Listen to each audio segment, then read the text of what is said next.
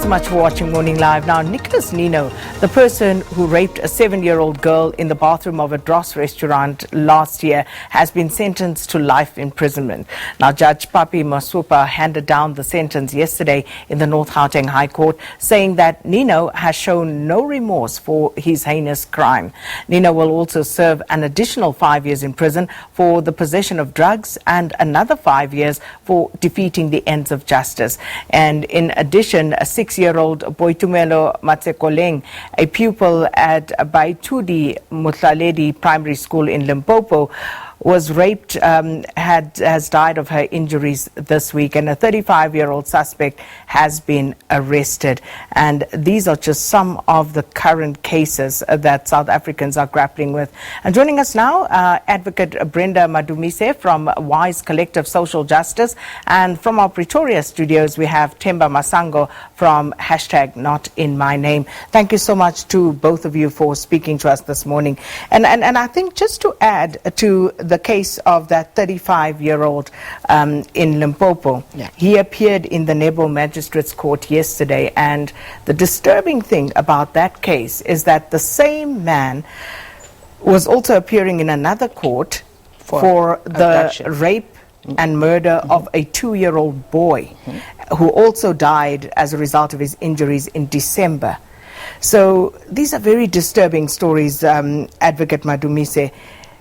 Where do we start as a nation in terms of grappling with these issues?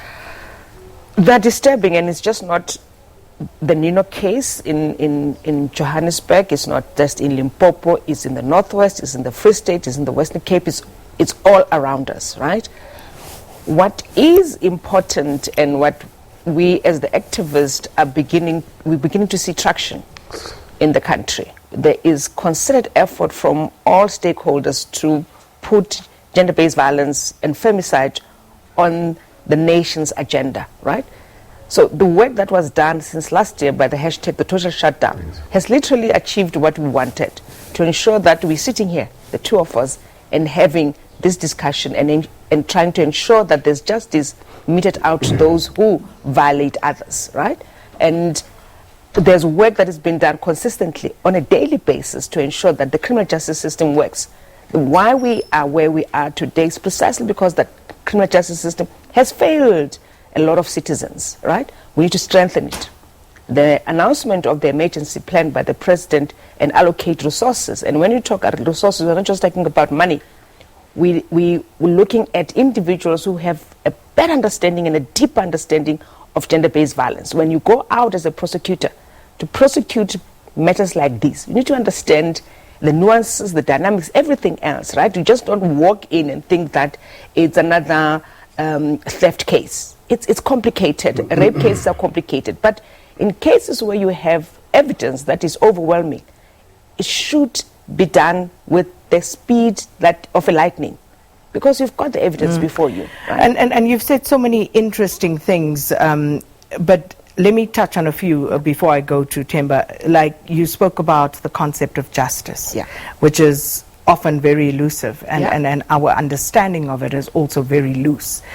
What does justice mean in instances where children are raped, where children die, they succumb from their injuries as a result of these rapes? What would constitute justice in this particular instance? You also speak about the speed with which our criminal justice system actually brings perpetrators to book. And many are saying that this was actually quite speedy, and you are saying no, it's not, because the evidence has been there. Why has it taken so long to get to this point where you actually have a conviction? Two things that you touch on, Sakina. What is justice? If we were to ask the little girl's mother and the little girl what justice means to them, it will mean totally different from you and I, right? But for the nation and us as citizens, when you have wronged me and it's a crime against the state, because these are crimes against the state, even though it happens because the state is meant to protect you and I as citizens, right? What is justice for me? It might be that I want you to serve a longer sentence because it it gives me the peace that finally you have been removed from society. You will never ever do the same again to another human being, right? And that I'll be okay with that, and justice for me. For others, just hearing that you are sorry for what you did and you atone for your sins, and you have to atone for your sins and you need to demonstrate how you're going to atone for what you have done, right? Ninow, what are you going to do different that when you come out 25 years later, being a 46-year-old man, how are you going to behave differently? We don't expect Ninow to commit the same crimes, right? We expect Ninow to have understood the seriousness of what he did to a 7-year-old, and that Ninow is going to be a model citizen of observing the rule of law on a daily basis, right? That's the first thing. The second thing is, why do we take this long to administer justice in this country, even where evidence is blatantly clear and available, right?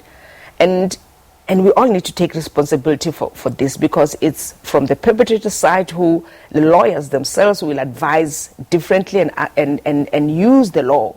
Because it's about, I think my client is not fit to stand trial at the moment. I think I want him to have an assessment, psychiatric observation, and those delays. And the courts cannot ignore such, right? Because when I make an application for a psychological assessment or psychiatric observation, I need to be allowed, because I think you're not fit to stand trial.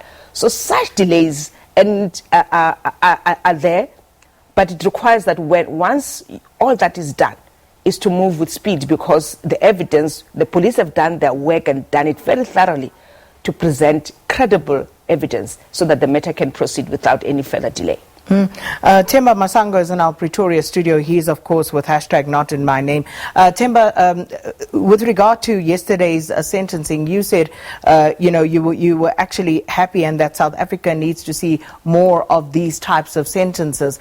Explain to us why you were satisfied with that. 100%. Good morning, Sakina. We are satisfied with this judgment because it's one that sets a precedent. As my learned colleague said earlier on, is that this is not the only case where this is happening. You've got a case in Mamelodi where another 6-year-old child was raped. Limpopo, Northwest, we've got one in Knysna right now. So this is a case where the other magistrates and judges and prosecutors can refer to say that when a person has been charged with this type of crime, a life sentence is something that the perpetrator needs to expect. However, we need to see more of these on a daily basis. And moreover, you spoke on the issue of justice.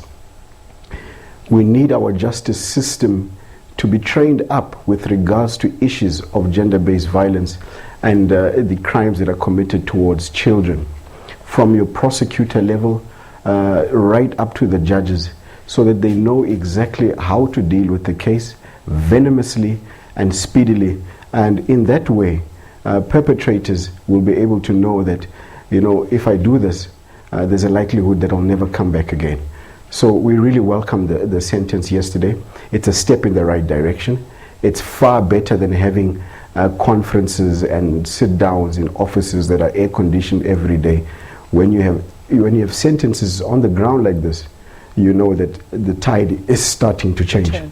And it's a victory for all of us, and most of all for this little girl. She can now sleep and not have nightmares anymore, and start having dreams about a future that's possible for her, knowing that the monster will never visit her again. And some people would say the problem with the sentence is that at some point he will come back into the fold of society, and therefore people are asking whether this sentence, life imprisonment, is enough of a deterrent. What's your take on that, Themba? Look, I'm not an attorney, but definitely I feel that this sentence is one strong enough to actually get the perpetrator to actually think and try to reform in prison too. But not only that, it also gives an opportunity to the victim to pick up the pieces and the family to start living a life which is fruitful and prosperous, and be able to overcome this traumatic experience that they've come through. And without a sentence of death and so on in the country, this is the best that we do have. So I think we have to work with what we have, and while we advocate and push for harsher sentences, perhaps things like life without parole, and in extreme measures, a death sentence for people who actually take lives and kill children, like you have the case in Limpopo. But moreover, Sakina, is that we have to also go to the root and try to kill the atmosphere that allows this culture to go on in society. Let's talk And about go that. back to- What do you mean Yes. by that? What is that atmosphere? What are these prevailing conditions that allow Right. these things to happen? For example, at pubs, at soccer clubs, at places where men gather, because remember, these crimes are committed mostly by men, and where men need to start calling each other out, not allow this culture of where guy says, hey, she refused to sleep with me last night and she's my wife, it's my conjugal right, so I took it by force. We should call that guy out. We should get that guy exposed and let men around know that this type of talk and this type of behavior is not going to be tolerated, especially in our circles. And if you continue to be a man and act in the way that you are doing, we are going to make sure that you are exposed, you are called to book, because it is that type of culture that if we have that, young boys learn from that and they want to continue that type of lifestyle, and they don't know that that's actually being a rapist. So coming back to that, and one is loath to, but you almost want to psychoanalyze, this situation and the people who are perpetrators of these sort of crimes, because which man, what type of person sees a 2-year-old, sees a 6-year-old, a 7-year-old as an object that would, provide sexual gratification? Just thinking of it, really makes my blood boil, because really it takes a special type of sick. And the unfortunate thing is that these men are not marked. They don't go around on their heads that say, here's a pedophile. They're in our churches, they're in our schools, they're in our post offices, they're in our restaurants, for goodness sake. So we've just got to make sure that we conscientize society as much as possible.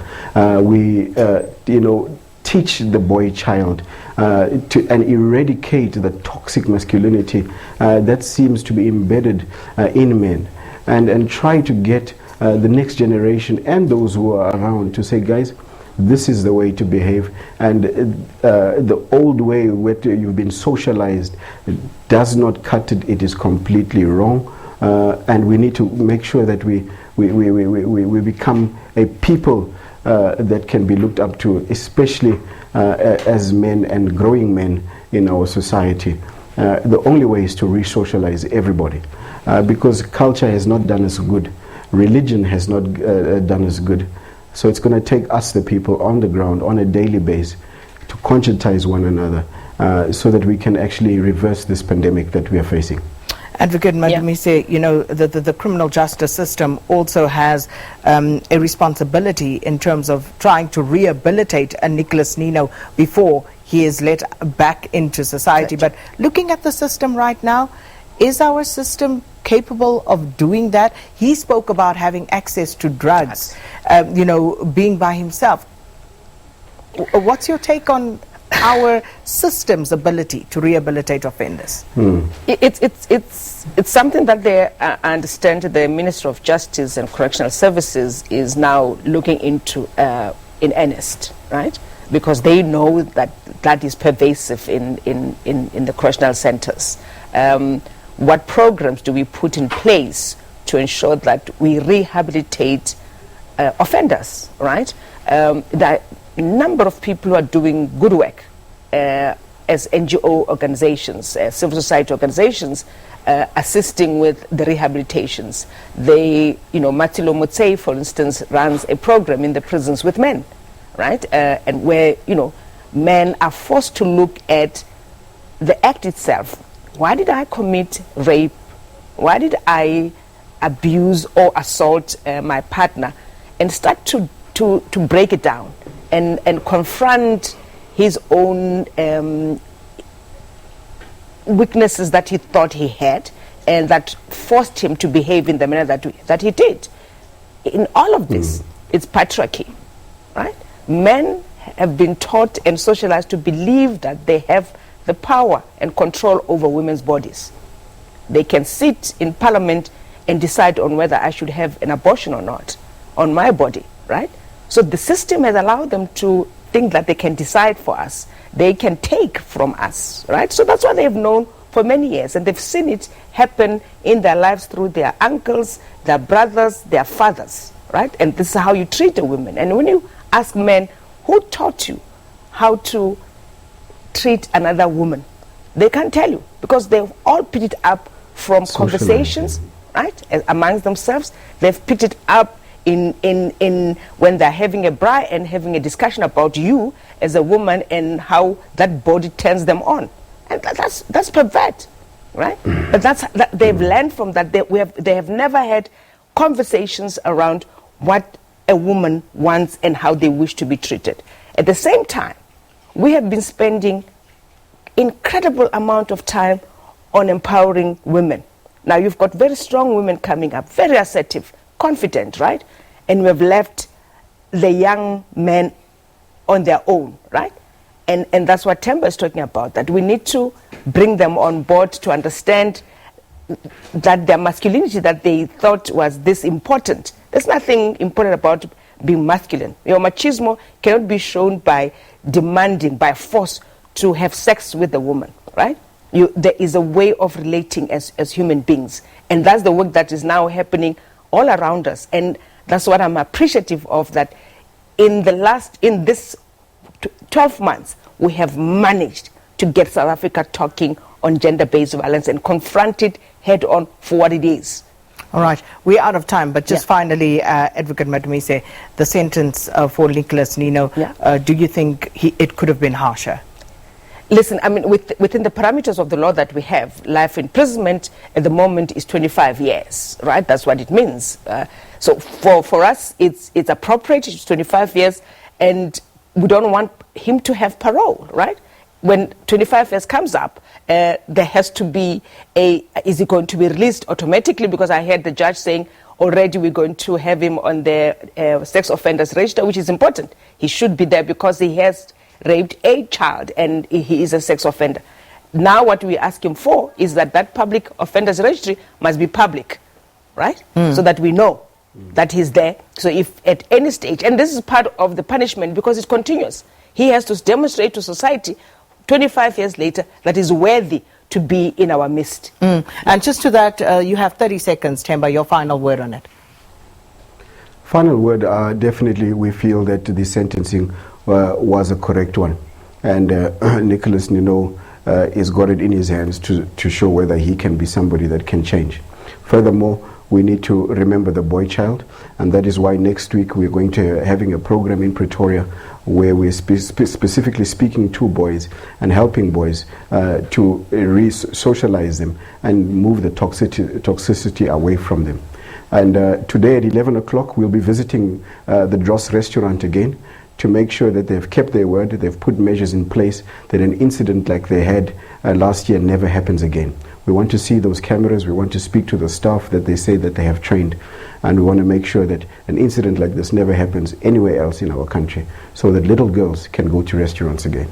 Well, thanks so much, and please do let us know how that goes. Advocate Brenda Madumise, Wise Collective social justice activist and lawyer, and Themba Masango, the Secretary General of the advocacy group #NotInMyName, talking to us about the convicted rapist Nicholas Ninow's life sentence, as well as the horrific case of the 6-year-old Limpopo girl who also succumbed to her injuries after a rape incident. So we're going to leave it there. It's time for the latest news at 7.